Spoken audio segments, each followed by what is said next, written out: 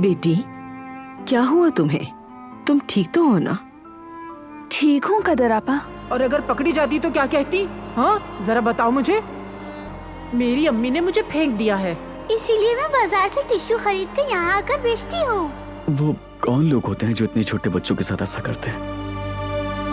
कुछ VIP tickets बहुत महंगी बिकी हैं, तो हमें भी उनको वीआईपी ट्रीटमेंट देना होगा। बहुत अच्छा आइडिया है, बाकी मैं देख लूंगी। अगर मैं इसे पहन लूं तो मुझसे ज्यादा कौन खुश नसीब होगा इस दुनिया में। तुम्हें देखते ही मेरा चेहरा खिल उठता है, तुम जानती हो ना।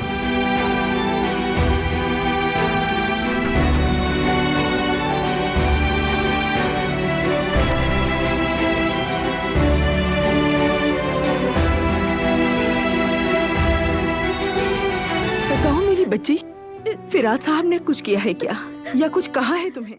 वो कहानियाँ अधूरी जो न हो सकेगी पूरी, उन्हें मैं भी क्यों सुनाऊं, उन्हें तुम भी क्यों